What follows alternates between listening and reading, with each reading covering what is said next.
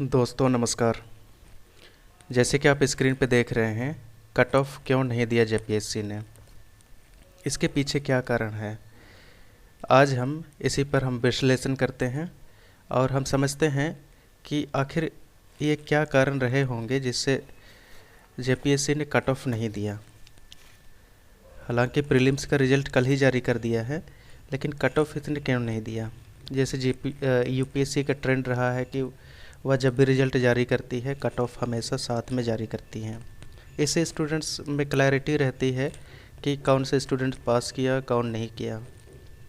लेकिन अभी जेपीएससी ने कट ऑफ जारी ही नहीं किया तो स्टूडेंट्स हमेशा शंका में हैं कि जेपीएससी ने आखिर कट ऑफ क्या रखी है प्रीलिम्स के लिए, और जेपीएससी ने अगर कट ऑफ बहुत ज़्यादा हाई रखी है तो उसको दिखा क्यों नहीं रही है, क्या कारण हो सकते हैं। आपने भी अपना रिज़ल्ट चेक किया होगा क्योंकि जेपीएससी की साइट पर रिज़ल्ट आ चुका है, तो आपने भी अपना रोल नंबर ज़रूर मिलाया होगा। और अगर आपका रोल नंबर जेपीएससी के लिस्ट पर शामिल है तो आपको बहुत बहुत कांग्रेचुलेसन्स। लेकिन जिन स्टूडेंट्स का, जिन कैंडिडेट्स का जेपीएससी के रिज़ल्ट की लिस्ट में जिन कैंडिडेट्स का रोल नंबर नहीं है, उन्हें निराश होने की आवश्यकता नहीं है। मैं बताता हूँ क्यों। देखिए 2016 में क्या हुआ था। 2016 का हम कंपैरिजन करते हैं 2021 वाला, यानी सिक्स्थ जेपीएससी और सेवन्थ जेपीएससी के प्रीलिम्स की कंपैरिजन करते हैं। 2016 में क्या हुआ था, जेपीएससी ने रिज़ल्ट निकाली प्रीलिम्स की, मतलब सिक्स्थ जेपीएससी में जेपीएससी ने रिज़ल्ट निकाली प्रीलिम्स की, और उसमें कुछ लोगों का मतलब उसमें जो लिस्ट थी, नंबर थी, 2016 में जब पहली बार प्रीलिम्स का रिज़ल्ट निकला, मतलब फर्स्ट रिज़ल्ट, उसमें टोटल 5,913 लोगों का सिलेक्शन हुआ था। अब इसके लिए कट ऑफ था, एसटी का अनरिजर्व्ड कैटेगरी का कट ऑफ था 138, एसटी का कट ऑफ था 119, एससी का कट ऑफ था 121, बीसी का कट ऑफ था बीसी वन का कट ऑफ था 132, और बीसी टू का कट ऑफ था 133। अब समझिए, पहली लिस्ट में लोगों की संख्या थी 5,913, लेकिन जेपीएससी ने फिर दूसरी रिजल्ट निकाली थी, मतलब रिवाइज्ड रिजल्ट निकाला था। रिवाइज्ड रिजल्ट कब निकाला था? रिवाइज्ड रिजल्ट निकाला था 2018 में। 2018 में रिवाइज्ड रिजल्ट निकाला, जिसमें कितने लोगों को शामिल किया था? 34,628, करीब इतने लोगों को शामिल किया था। अब समझिए, कहाँ फर्स्ट लिस्ट में निकाला था 5,913 और रिवाइज्ड रिजल्ट में निकाला 34,628। ज़मीन आसमान का अंतर देखिए, कहाँ 6,000 करीब और कहाँ 34-35 हज़ार के करीब। तो इसीलिए मैं आपको बोल रहा हूँ कि आपको निराश होने की ज़रूरत नहीं है, क्योंकि जेपीएससी हो सकता है इस बार भी 2021 में भी रिवाइज्ड रिजल्ट निकाले, क्योंकि जो रिजल्ट निकाला है अभी 2021 के अंदर प्रीलिम्स का, उसमें लगभग 4,500 लोगों को निकाला है, मतलब 4,300-400 करीब है, इतने लोगों को निकाला है।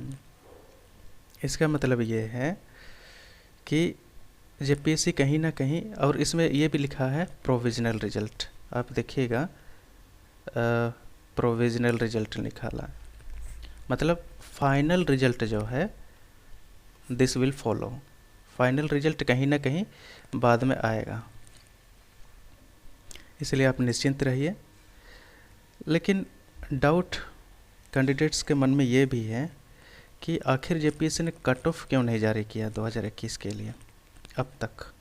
और इस बार जेपीएससी ने क्या एक नया ट्रेंड बनाया है, एक नया तरीका अपनाया है कि कैटेगरी वाइज निकाला है, कैटेगरी वाइज निकाला है। बीसी का अलग लिस्ट है, एसटी की अलग लिस्ट है, अनरिजर्व्ड कैटेगरी की अलग लिस्ट है, ओबीसी की अलग लिस्ट है। तो इस तरीके से निकाला है हम। अब कट ऑफ नहीं निकालने का कुछ कुछ कारण हो सकता है। जैसे पहला कारण ये हो सकता है कि जैसे मैं आपको बता रहा हूँ कि पहले अभी तो प्रोविज़नल रिजल्ट निकाला है, हो सकता फाइनल रिजल्ट अभी बाकी है। फाइनल रिजल्ट जो है, फाइनल रिजल्ट में ये कट ऑफ निकालेगा, क्योंकि ये तो फाइनल नहीं है। अभी जो रिजल्ट निकाला गया है ये फाइनल नहीं है, ये प्रोविज़नल है, मतलब इसमें कुछ संशोधन करना बाकी है। और दूसरा रीज़न क्या हो सकता है, इसमें गड़बड़ी हो सकती है, रिजल्ट में गड़बड़ी हो सकती है, कुछ साँठ-गाँठ की उम्मीद हो सकती है, या पेपर लीकेज की उम्मीद हो सकती है। क्यों ऐसा क्यों कह रहा हूँ, क्योंकि मैं कमेंट्स देख रहा था कल, और ऐसे ऐसे कमेंट देख रहा था कि कोई भी हैरान हो जाएगा। यूट्यूब में मैं बहुत सारे कमेंट देख रहा था, अलग अलग कोचिंग चैनल्स अपने अपने एनालिसिस जारी करते हैं, उसमें मैं कमेंट्स देख रहा था। उसमें क्या क्या निकल के आ रही थी कि ओबीसी कैंडिडेट का एक कमेंट था,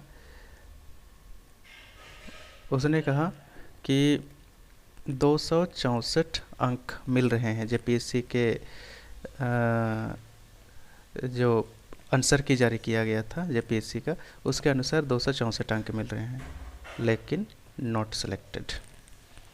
फिर एक कैंडिडेट का था जनरल, उनका कहना था कि 260 अंक मिल रहे हैं, ये भी सिलेक्ट नहीं हुए।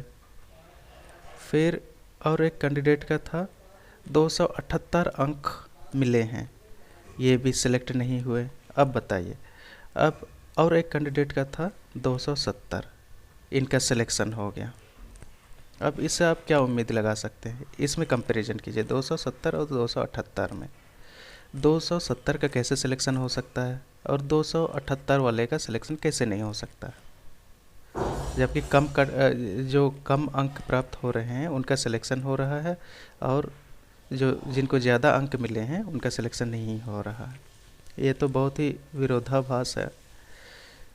तो इस तरह की गड़बड़ियाँ सामने नज़र आई हैं।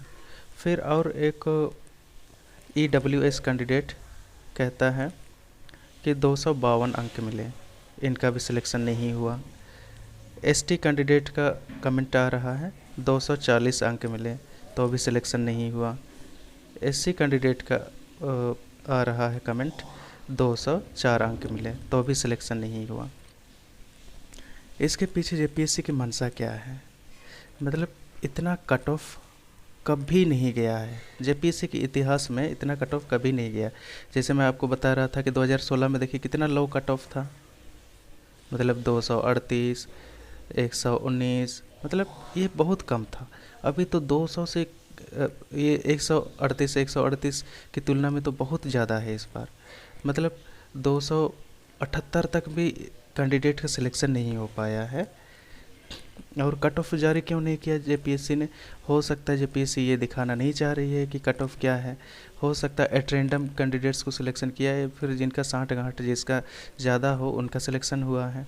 और कट ऑफ अगर निकाल दे जेपीएससी तो सभी को पता चल जाएगा कि कट ऑफ ये है, और सब कोई कंपैरिजन करने लग जाए, कोर्ट केस फाइल करने लग जाए, बहुत तरह तरह की समस्या हो सकती है।